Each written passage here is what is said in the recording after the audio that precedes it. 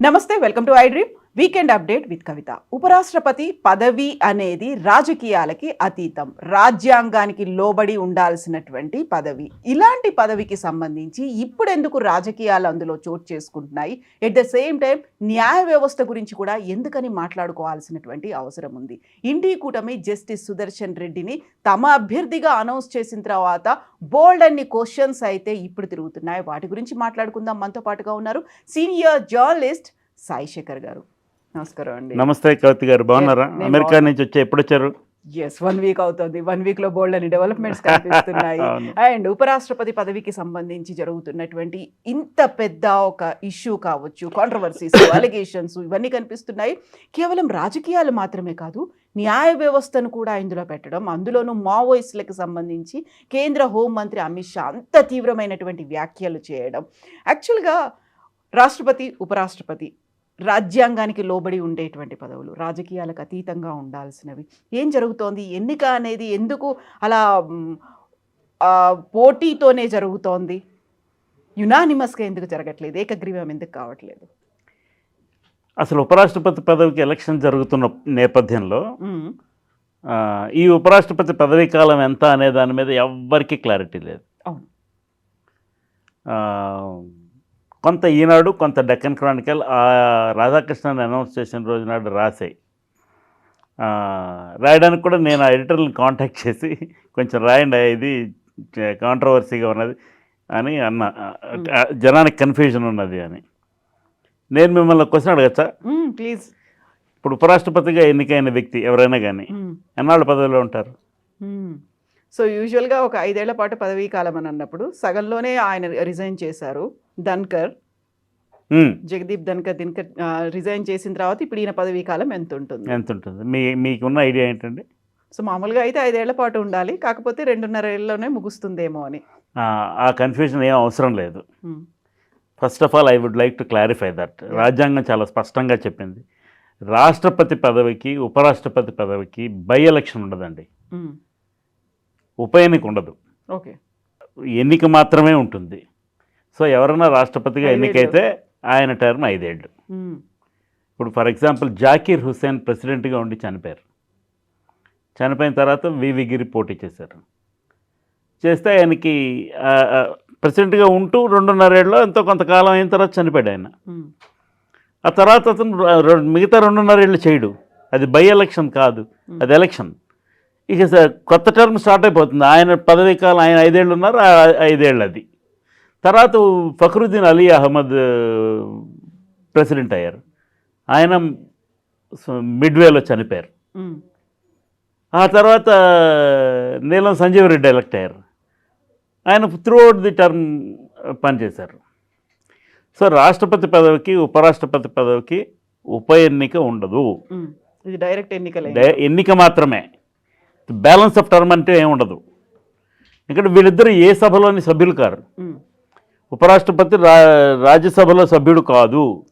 ఆయన ఉపరాష్ట్రపతి కావడం వల్ల దానివల్ల సంక్రమించినటువంటి అధికారం రాజ్యసభకి చైర్మన్గా వ్యవహరిస్తారు.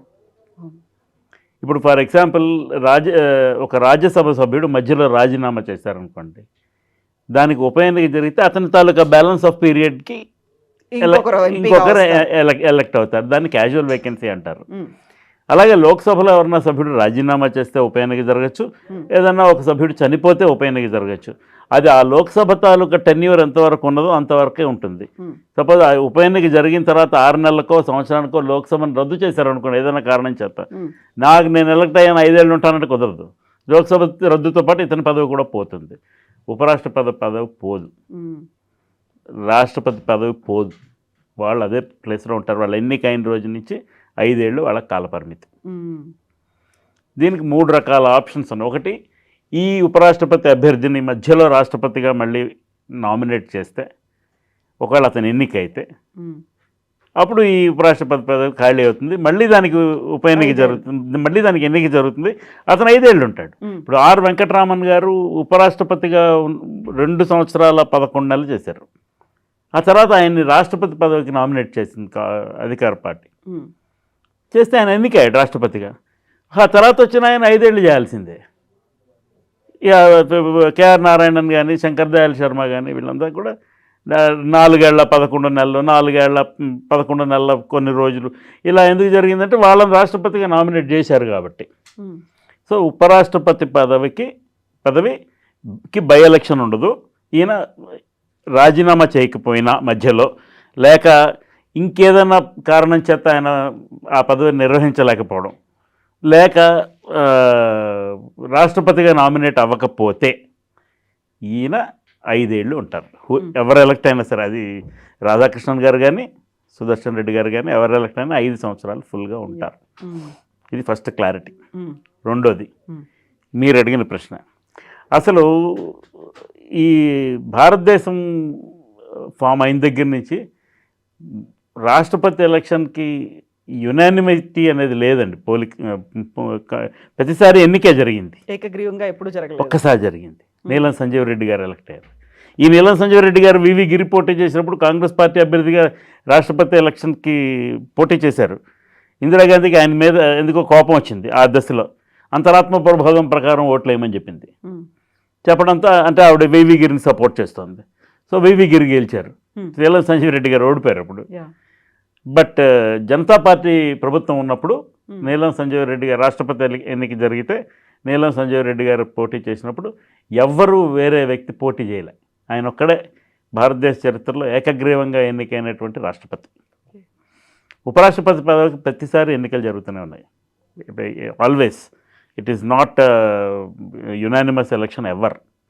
ప్రతిపక్ష కూటమి తరఫున ఎవరో ఒకళ్ళని నిలబెట్టడం జరుగుతుంది.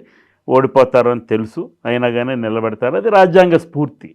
ప్రజాస్వామ్యంలో అది రాజ్యాంగ స్ఫూర్తి. ఎందుకంటే అంతరాత్మ ప్రబోధం ప్రకారం ఓటేసే అవకాశం ఒకటి ఉన్నదని ఒక సంప్రదాయాన్ని ఇందిరాగాంధీ గారు సృష్టించారు కదా. అంచేత అలాంటి అవకాశం అని ఉంటే అంచేత ఉపరాష్ట్రపతి పదవికి పోటీ జరుగుతూనే ఉంది ప్రతిసారిని. ఎప్పుడు ఏకగ్రీవంగా ఎవరు ఎన్నిక అవ్వలేదు. ఇప్పుడు పరిస్థితికి వచ్చేసరికి ఇండి కూటమి జస్టిస్ సుదర్శన్ రెడ్డి గారిని తమ అభ్యర్థిగా ప్రకటించారు. ఇక్కడ కొంచెం రేవంత్ రెడ్డి గారికి క్రెడిట్ ఇద్దాం. ఎందుకంటే ఆయన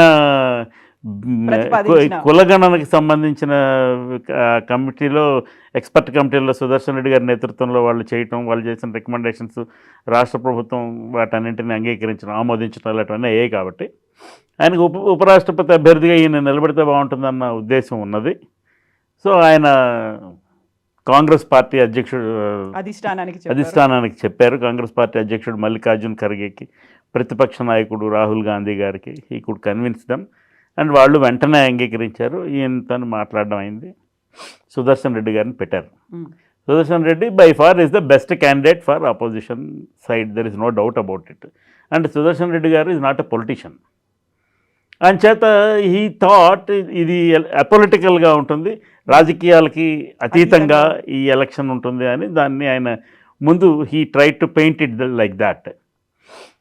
రాధాకృష్ణన్ గారు ఆర్ఎస్ఎస్ కార్డు హోల్డరు, చిన్నప్పటి నుంచి ఆర్ఎస్ఎస్లో తర్వాత బీజేపీలో ర్యాంక్స్లో ఎదిగినవాడు. 2 సార్లు కోయంబత్తూరు లోక్సభ నుంచి ఎంపీగా చేశారు. ఒకసారి జయలలిత మద్దతుతోనూ 98లో 1 ఇయర్లో పడిపోయింది ఆ లోక్సభ. వాజ్పేయి గారు 1 ఓటుతో ఓడిపోయిన ఆ సందర్భం. తర్వాత డిఎంకే సపోర్ట్తో 5 సంవత్సరాలు 99 నుంచి 2004 వరకు ఉండినారు. ఈ 2 సందర్భాల్లోనే ఆయన ప్రత్యక్ష ఎన్నికల్లో పాల్గొని అక్కడ ఎన్నికయ్యారు. తర్వాత తమిళనాడులో బీజేపీ ఎలక్ట్ అవడం అనేది ఇలా ఎవరో ఒకరు మద్దతుతో ఉంటే తప్ప అది అయ్యే పని కాదు. ఆయన చేత ఆయనకి గవర్నర్ ఉద్యోగం ఇచ్చారు. కొన్ని రోజులు మన తెలంగాణకు కూడా ఆయన ఇన్ఛార్జ్ గవర్నర్గా పనిచేశారు. ఇప్పుడు మహారాష్ట్ర గవర్నర్గా ఉన్నారు. ఆయన ఉపరాష్ట్రపతి అభ్యర్థిగా నామినేట్ చేశారు. సంతోషం, అయిపోయింది. అయితే జస్టిస్ సుదర్శన్ రెడ్డి గారు ఎప్పుడైతే దీన్ని రాజకీయాలకు అతీతంగా ఉంచుదామని అన్న తర్వాత అది అక్కడికి ఆగిపోయింటే కథ వేరేగా రకంగా ఉండేది. అయితే ఒకటి, Congress party it is not taking these elections easy and they are not taking it lying down. గట్టి పోటీ ఇస్తామనే పరిస్థితికి వచ్చేసారు వాళ్ళు. ఓటు చోరీ అని, ఓటు అధికార యాత్ర అని, వీటన్నిటి మీద రాహుల్ గాంధీ గారు చేస్తున్న క్యాంపెయిన్స్, రాహుల్ గాంధీకి కూడా సపోర్ట్ బాగా పెరుగుతోంది. బీజేపీ ఇదివరకట్లాగా మొదటి 2 ఎలక్షన్స్లో 2014లోను 19లోను జరిగిన ఎలక్షన్స్లో వచ్చినట్టుగా బ్రూట్ మెజారిటీ బీజేపీకి సొంతానికి రాలా. It is depending on Telugu Desam and Janata Dal you. So వాళ్ళ మద్దతుతో మాత్రమే నిలబడున్నారు వాళ్ళు. అంచేత బీజేపీ కూసాలు కొంత కదిలినాయి. ఈ పరిస్థితుల్లో వాళ్ళు చెప్పినట్టుగా అన్నీ నడుస్తున్నట్టుగా ఏం లేదు కథ. ఇదో పక్కన ఉంచండి. సుదర్శన్ రెడ్డి గారు ఆయన ఒక రాజ్యాంగ నిపుణుడు, భారత సుప్రీంకోర్టులో కొన్ని ఎమినెంట్ జడ్జిమెంట్స్ ఇచ్చినటువంటి సందర్భాలు ఉన్నటువంటి ఒక పర్సనాలిటీ అండ్ ఒక స్టేచర్ ఉన్నటువంటి మనిషి. ఆయన ఇండియా టుడే టీవీకి, తర్వాత ఇంకా మన తెలుగు దినపత్రికల్లో కొన్నిటికి ఇంటర్వ్యూలు ఇస్తూ ముఖ్యమంత్రి రేవంత్ రెడ్డి గారు ఒక గుగ్గులు వేశారు. ఏంటి, ఈయన తెలుగు వ్యక్తి పివి నరసింహారావు గారిని లోక్సభకి పోటీకి పెట్టినప్పుడు, ఆయన ప్రధానమంత్రి అయిన తర్వాత ఆయన లోక్సభలో ప్రవేశించడానికి నంద్యాల నుంచి ఉప ఎన్నిక క్రియేట్ చేసి పోటీ చేసినప్పుడు తెలుగుదేశం తరఫున ఎన్టీ రామారావు గారు పోటీ పెట్టలేదు, తెలుగు వ్యక్తి ప్రధానమంత్రి ఉన్నాడు కాబట్టి మేము మద్దతు చేస్తున్నాం అని చెప్పారు. అదే స్ఫూర్తితో మీరు కూడా మద్దతు ఇవ్వండి అని ఆయన కేసీఆర్ గారికి గుగ్గులు వేశారు. ఇప్పుడు కేసీఆర్ గారు రేవంత్ రెడ్డి పార్టీ సమర్థిస్తున్న సుదర్శన్ రెడ్డి గారికి ఓటు వేస్తారా వేయరా తెలీదు. ఒక చిన్న సందేహం ఉంది అక్కడ. దీంతో పాటుగా కేవలం ఇండి కూటమి మాత్రమే కాదు, ఆ కూటమి వెలుపల ఉన్నటువంటి పార్టీలు కూడా నాకు మద్దతు పలుకుతున్నాయి అంటే అంతరాత్మ ప్రభావం ప్రకారం మిగతా పార్టీలు వాళ్ళు వేస్తారనే ఉద్దేశం కావచ్చు. ఇప్పుడు BRS is not part of INDI కూటమి, సో వీళ్ళు కూడా వేస్తారనే అభిప్రాయంతో ఆయన చెప్తున్నాను. సమర్థించుకుంటే సమర్థించుకోవచ్చు, కానీ అసలు ఈ రాజకీయపరమైనటువంటి కామెంట్ చేసి దాన్ని ఇది రాజకీయాలకు అతీతమైనటువంటి పదవి అంచేత ఎలక్షన్ అలాగే ఉంచుదాం అన్న ఈ రెండు, these two are mutually contradictory. అది జరిగి ఉండకూడదు ఒకటి. రెండోది, న్యాయ వ్యవస్థ గురించి మీరు అడిగారు. అమిత్ షా సుదర్శన్ రెడ్డి గారి గురించి మాట్లాడుతూ 2011లో సుదర్శన్ రెడ్డి గారు భాగస్థులుగా ఉన్నటువంటి ఒక బెంచ్, సుప్రీంకోర్టు బెంచ్ ఒక తీర్పు ఇచ్చింది సల్వా జుడుమ్కి వ్యతిరేకంగా. సల్వా జుడుమ్ అనేది ఒక anti Maoist group that was working very powerfully in Chhattisgarh. అయితే ఈ సల్వా జుడుమ్ అనే దాన్ని ప్రభుత్వాలు లోపాయకారిగా ప్రోత్సహించడం అనే కార్యక్రమం జరుగుతుండింది. సల్వా జుడుమ్ కార్యకర్తలు, especially the tribal communities in Chhattisgarh, వాళ్ళని స్పెషల్ పోలీస్ ఆఫీసర్స్గా అపాయింట్ చేసి వాళ్ళ దగ్గర నుంచి సమాచారం నక్సల్స్ గురించిన సమాచారం తెలుసుకోవడానికి వాళ్ళకి ఆర్థికపరమైనటువంటి ఇన్సెంటివ్ ఇస్తూ ప్రోత్సాహం జరిగింది. సరే, సల్వా జుడుమ్ నేతలు చాలామందిని తర్వాత ఉత్తరకాలంలో జరిగినటువంటి అటాక్లో నక్సల్స్ చాలామందిని చంపేశారు, వాళ్ళని ఉద్యమం కూడా మూతపడిపోయింది. బట్ చట్టపరంగా సల్వా జుడుమ్ లాంటి వ్యవస్థని చేయడం it is a direct transgression of constitutional limits అని జస్టిస్ సుదర్శన్ రెడ్డి గారి బెంచ్ తీర్పు ఇచ్చింది. అయితే అమిత్ షా గారు ఏమంటారంటే, ఆ తీర్పు ఇవ్వకపోతే నక్సలిజం ఒక 5 ఏళ్ల ముందే అంతమైపోయేది, 2020కే అంతమైపోయేది. తీర్పు ఇవ్వకపోతే నువ్వు ఎవరి గురించి కామెంట్ చేస్తున్నట్టు? హోంమంత్రి గారు ఎవరి గురించి కామెంట్ చేస్తున్నారు? Is not talking about justice Sudarshan Reddy. అతను వ్యక్తిగతంగా ఇచ్చినటువంటి జడ్జిమెంట్ కాదు. ఆయన అన్ని పక్షాలు వాదనలు విన్న తర్వాత అన్నిటినీ పరిగణలోకి తీసుకొని సుప్రీంకోర్టు ఒక తీర్పు ఇచ్చింది. సుప్రీంకోర్టు తీర్పుని నువ్వు సుదర్శన్ రెడ్డి గారికి వ్యక్తిగతంగా, ఆయన ఇప్పుడు ఇండి కూటమి అభ్యర్థి కాబట్టి దానికి ఆయన్ని వ్యక్తిగతంగా అట్రిబ్యూట్ చేయడం ఎంతవరకు కరెక్టు? 2011లో జడ్జిమెంట్ ఇచ్చారు, ఇప్పుడు 2025, 14 సంవత్సరాల తర్వాత how are you attributing it to one particular judge who is part of that bench? Maybe ఇది సీనియర్ మోస్ట్ జడ్జి కావచ్చు, అయినా కానీ వారు ఇచ్చిన తీర్పు సుప్రీంకోర్టు ఇచ్చిన తీర్పు.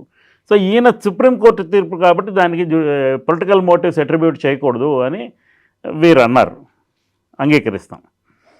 బట్ ఎప్పుడైతే వీరు ఈ మాట అన్నారో 18 మంది, కురియన్ జోసెఫ్, మదన్ లోకూర్, వీళ్ళిద్దరు ఫార్మర్ సుప్రీంకోర్టు జడ్జెస్, వీళ్ళ నేతృత్వంలో ఒక 18 మంది జడ్జిలు సుప్రీంకోర్టుకు మోటివ్స్ అట్రిబ్యూట్ చేయడం కరెక్ట్ కాదు, సల్వా జుడుమ్ జడ్జిమెంట్లో మావోయిస్ట్ మూవ్మెంట్ కరెక్టు అని ఎక్కడా చెప్పలేదు, అక్కడ కాన్స్టిట్యూషనల్ ట్రాన్స్గ్రెషన్ జరిగిందని మాత్రమే చెప్పారు. అంచేత దీనికి పొలిటికల్ మోటివ్స్ అట్రిబ్యూట్ చేయడం కరెక్ట్ కాదు.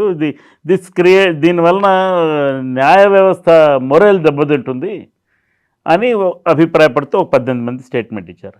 వెంటనే ఇంకొక 56 మంది జడ్జీలు, ఫార్మర్ జడ్జెస్, దాంట్లో జస్టిస్ పి సదాశివం, ఆయన former chief justice of India, justice Ranjan Gogoi, ఆయన former chief justice of India. వీళ్ళు నేతృత్వంలో 56 మంది, ఇది కాదు వీళ్ళు ఈ 18 మంది ఎక్స్ప్రెస్ చేసిన అభిప్రాయం కరెక్ట్ కాదు, వైస్ ప్రెసిడెంట్ ఎలక్షన్ పొలిటికల్గా జరుగుతోంది, ఇది జ్యుడిషియరీ డిమోరలైజ్ అయిపోవటం అలాంటిదే ఉండదు హోమ్ మినిస్టర్ స్టేట్మెంట్ వల్ల, ఒక లార్జర్ కాన్సిక్వెన్స్ని మాత్రమే అతను హైలైట్ చేస్తున్నాడు అని వాళ్ళు హోమ్ మినిస్టర్కి సపోర్ట్గా మాట్లాడారు. దానికి మీరు చూడండి, సదాశివం గారు రిటైర్ అయిపోయిన తర్వాత కేరళ గవర్నర్గా వెళ్ళారు, రంజన్ గొగోయ్ రాజ్యసభ ఎంపీ అయ్యారు. సో ఈ యాక్చువల్గా చిన్నప్పుడు మేము చదువుకునేటప్పుడు సుప్రీంకోర్టు జడ్జి రిటైర్ అయిపోయిన తర్వాత చాలా పదవులు తీసుకోకూడదని ఏదో ఉండేది. వాటన్నిటిలో మరి రాజ్యాంగంలో ఉన్న వెసులుబాట్లో లేక లూప్ హోల్స్నో వాడుకుని మొత్తానికి వీళ్ళందరూ పదవుల్లోకి వచ్చారు. ఇప్పుడు నేను ఒక తీర్పు చెప్పే స్థితిలో ఉండి స్థానంలో ఉండి కొన్నాళ్ళు తీర్పులు చెప్పి ఆ తర్వాత నేను ఏదో ఒక రాజకీయ పార్టీ ఇచ్చినటువంటి రాజ్యాంగ పదవే కావచ్చు గవర్నర్ పదవి, కానీ అధికార పార్టీకి సంబంధించిందే కదా, అధికార పార్టీ వాళ్ళ మద్దతు లేకుండా ఎవరు రాజ్యాంగ పదవుల్లో కూర్చోపెట్టరు కదా. సో అది అంగీకరించాను అంటే నేను ఇచ్చిన జడ్జిమెంట్స్లో ఎంతో కొంత బయాస్ ఉండిందేమో ఇన్ రెట్రాస్పెక్ట్ అని ఒక డౌట్ అయితే వస్తుంది కదా. వాళ్ళు అలా ఇచ్చి ఉండకపోవచ్చు, వాళ్ళు న్యూట్రల్ కాదేమో, అనే ఒక డౌట్ వస్తుందిగా. ప్రజాస్వామ్యంలో జనానికి డౌట్ వస్తుంది కదా, అన్ని రకాల వర్గాల వాళ్ళకి డౌట్ వస్తుంది, వీళ్ళు ఇటువైపు ఉన్నారేమో అని.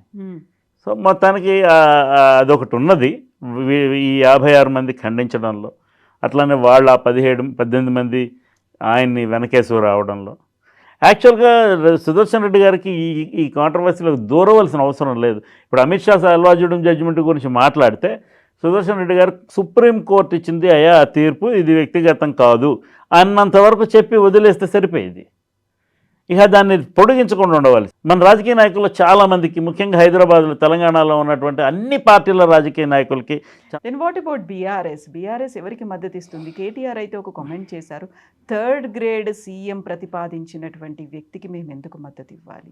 అసలు ఇలాంటి కామెంట్స్ అవసరం లేదండి, ఇలాంటి కామెంట్స్ అవసరం లేదు. ఇప్పుడు పొలిటికల్గా మీరు ఒక స్టాండ్ తీసుకోండి, మేము ఇండి కూటమిలో భాగస్థులం కాదు, ఎన్డీఏలో భాగస్థులం కాదు, కాబట్టి మేము ఎవరికీ మద్దతు ఇవ్వం, ఇది ఒక స్టాండ్ గౌరవనీయంగా ఉంటుంది.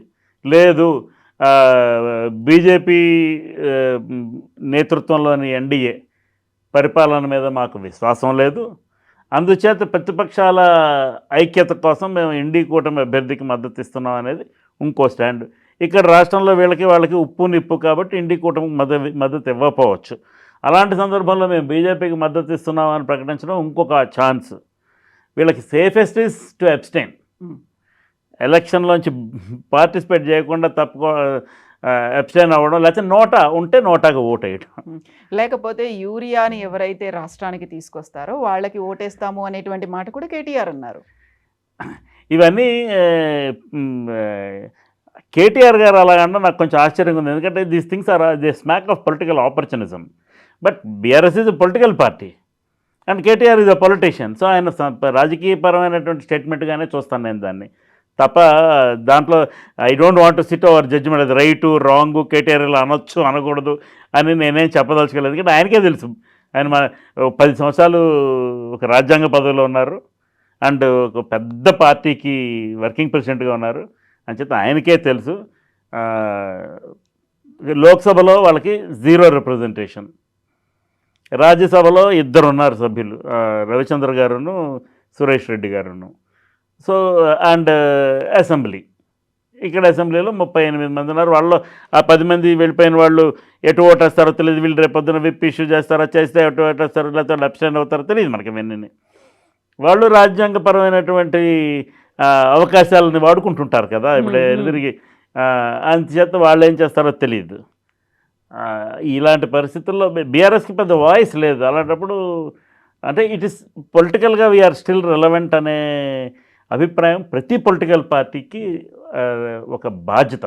జనంతో మనం ఉన్నామనే ఇంప్రెషన్ జనానికి కూడా ఇవ్వాలి కాబట్టి ఒక బాధ్యత. మాకు స్ట్రెంగ్త్ లేదు కాబట్టి మేమేం చేయం, మేమేం మాట్లాడమని తప్పుకోకూడదు. ఆ బాధ్యతల నిర్వహణగా ఆయన ఆ మాట చెప్పారు. కానీ యూరియాకి యూరియా ప్రాబ్లం 2019లో కూడా వచ్చింది. ఒక ఫార్మర్ చచ్చిపోయాడు సిద్దిపేటలో యూరియా క్యూలో నిలబడి.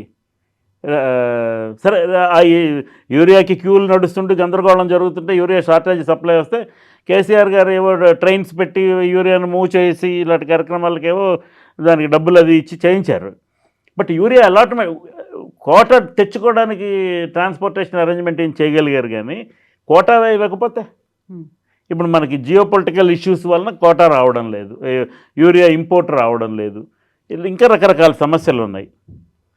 కిషన్ రెడ్డి గారు ఒక స్టేట్మెంట్ ఇస్తారు, ఏదో మేము సప్లై సరిగానే చేస్తున్నాం, రాష్ట్ర ప్రభుత్వం మిస్లీడ్ చేస్తుందని. సమస్యను పొలిటిసైజ్ చేస్తున్నారు అందరూ. హోలిస్టిక్గా అర్థం చేసుకొని ఈ రైతులకి యూరియా ఈ టైంకి అందాలి, ఇది ప్రతి సంవత్సరం తంతు. ఇది ఇక మనం ముందే ప్లాన్ చేసుకొని సిద్ధపడాలి. అది రాష్ట్ర ప్రభుత్వం తప్పు. Urea is not state subject. ఎవరు ఇవ్వాలి? సెంట్రల్ గవర్నమెంట్ ఇవ్వాలి. మినిస్ట్రీ ఆఫ్ ఫెర్టిలైజర్ స్టేట్లో ఉండదు, సెంట్రల్ గవర్నమెంట్లో ఉంటుంది. సో వాళ్ళు దాని మీద నిర్ణయం తీసుకొని వాళ్ళు మద్దతు ఇచ్చి చెయ్యాలి. యూరియా ఇచ్చిన వాళ్ళకి మేము మద్దతు చేస్తాం, ఇట్స్ ఎ క్యాజువల్ స్టేట్మెంట్. అయితే మీరు ఇంటర్వ్యూలో స్టార్టింగ్లో ఒక మాట అన్నారు, అంత స్మూత్ సెయిలింగ్ లాగా అనిపించట్లేదు, ఎందుకంటే జస్టిస్ సుదర్శన్ రెడ్డి గారికి మెల్లిమెల్లిగా మద్దతు అనేది పెరుగుతుంది అనేటువంటి భావన కూడా ఉంది కాబట్టి. దెన్ వాట్ అబౌట్ ఎలక్షన్ అనేది? అక్కడ రాధాకృష్ణన్ గెలుస్తారు, వాళ్ళకి నంబర్స్ చాలా సఫిషియెంట్గా, they are NDA has very strong numbers in their favour. అంచేత రాధాకృష్ణన్ గారు గెలవటం అనేది నిస్సందేహం, సందేహం లేని అంశం. కాకపోతే స్టిఫ్ అపోజిషన్, తేలిగ్గా తీసుకొని వదిలేసేటట్టుగా లేదు పరిస్థితి. ఆ ప్రతిపక్షం చాలా సాలిడ్గా ఉంది. ఇది నిజమైన డెమోక్రసీ, ఇది ఆ ఫీలింగ్ వీళ్ళు ఇవ్వగలిగారు. అంచేత గెలవడం రాధాకృష్ణన్ గారు గెలుస్తారు, కానీ ఎస్, ఉపరాష్ట్రపతి ఎన్నిక has become a talking point in the people. Then what about Salwa Judum? అక్కడ ఉన్నటువంటి నక్సల్స్ ఆపరేషన్ కగార్ని ముందుకు తీసుకొచ్చిన తర్వాత మళ్ళీ ఒకసారి చర్చ అనేది ఉంది. మార్చి 2026 కల్లా చివరి మావోయిస్ట్ని కూడా మేము మట్టు పెడతాము, అంతమొందిస్తాము అని. That's a different state policy అండి కంప్లీట్గా. సల్వాజుడంకి వ్యతిరేకంగా జస్టిస్ సుదర్శన్ రెడ్డి గారి బెంచ్ ఇచ్చిన తీర్పు 2011లో కేవలం అది constitutional transgression of constitutional limits, రాజ్యాంగం విధించిన పరిమితులను దాటి వ్యవహరించడమే ఈ సల్వాజుడం అనేది. ఎందుకంటే ప్రైవేట్ ఆర్మీ అనేది క్రియేట్ చేయడం రాజ్యాంగ పరిధిలో అంశం కాదు. సో వాళ్ళని స్పెషల్ పోలీస్ ఆఫీసర్స్గా ట్రీట్ చేయడం రాజ్యాంగ పరంగా కరెక్ట్ కాదు. ఆ విషయాన్ని ఆయన బెంచ్ తీర్పు ఇచ్చింది తప్పితే that's all irrelevant now. And కేంద్ర ప్రభుత్వం Maoism is a sociological problem అని ముందర కొన్నాళ్ళు చూశారు. తర్వాత అది లా అండ్ ఆర్డర్ ప్రాబ్లంగా ట్రీట్ చేస్తున్నారు సెంట్రల్ గవర్నమెంట్. సో వాళ్ళ స్టాండ్ వాళ్ళు కరెక్ట్గా చెప్తున్నారు. అది రైటా తప్ప అనేది is a debatable thing again. Yes, thank you so much. Thank you. ప్రస్తుతం ఉన్నటువంటి సమాజం దేనికి ప్రయారిటీ ఇస్తుంది? ఆర్థిక సంబంధాల చుట్టూ మాత్రమే తిరుగుతుంది. మళ్ళీ ఎన్నికలంగానే చాలా విరక్తి కలుగుతాను. మంచి అనిపిస్తుంది కదా, లేడీస్ కూడా ఛాలెంజింగ్ జాబ్స్ చేసినప్పుడు చాలా బాగుంటది. ట్రాఫిక్ అసిస్టెంట్స్ గా నియమించిన ట్రాన్స్జెండర్స్ అందరితో సాల్యూట్ చేయించుకుంటున్నారు. ఫుడ్ డెలివరీ ఇవ్వటానికి వెళ్ళినటువంటి డెలివరీ బాయ్ అనిల్ పై కళ్ళ ముందు